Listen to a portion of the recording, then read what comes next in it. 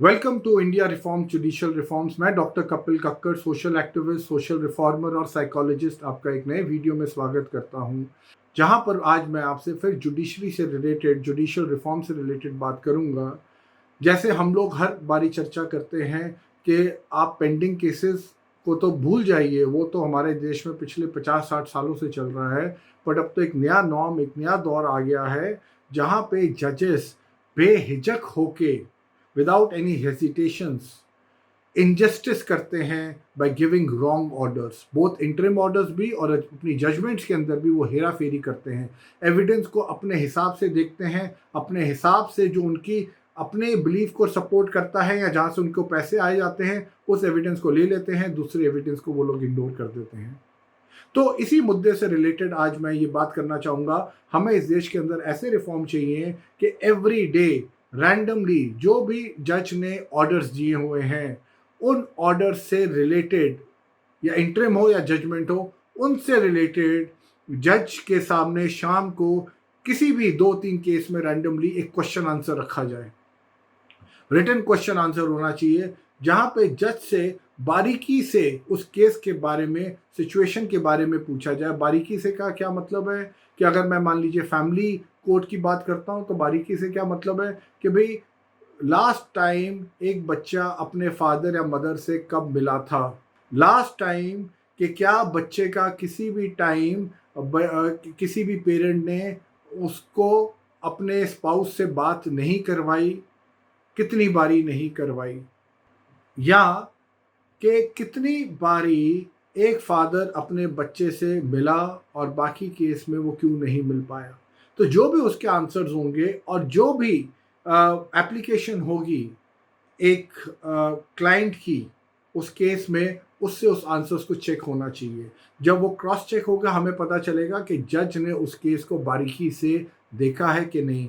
अगर उस केस के अंदर 90% से कम जज का स्कोर आता है तो वो ऑर्डर भी रिकॉल होना चाहिए और वो जज के ऊपर एक्शन भी होना चाहिए, उसको टेम्परेरी सस्पेंड करना चाहिए।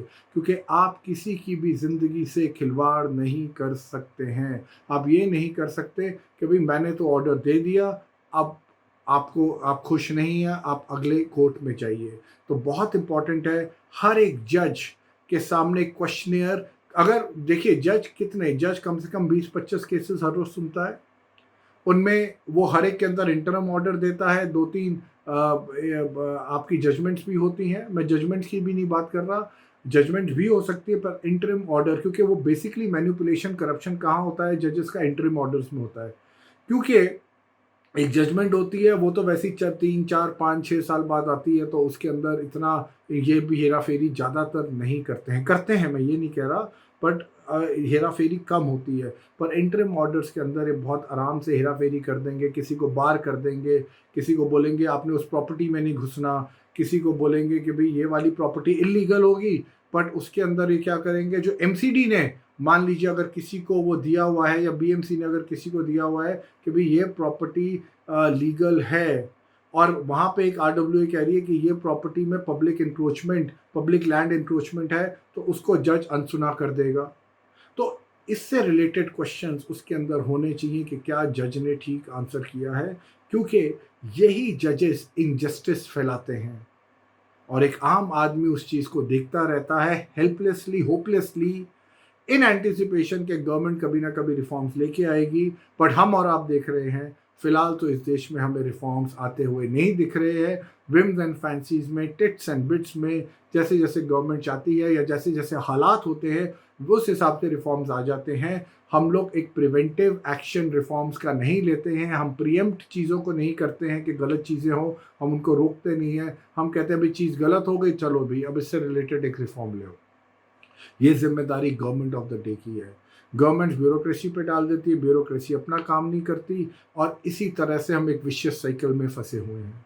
तो बहुत इंपॉर्टेंट है जुडिशियल रिफॉर्म्स के अंदर जजेस का हर रोज़ एक टेस्ट होना चाहिए, आधे घंटे का। मैं कह रहा हूँ आधा घंटा भी काफ़ी है, पर इन लोगों का टेस्ट हो जिससे ये बेईमानी कम से कम करे। नहीं तो ये जैसे फेल होते आए हैं ये फेल ही होते आएंगे।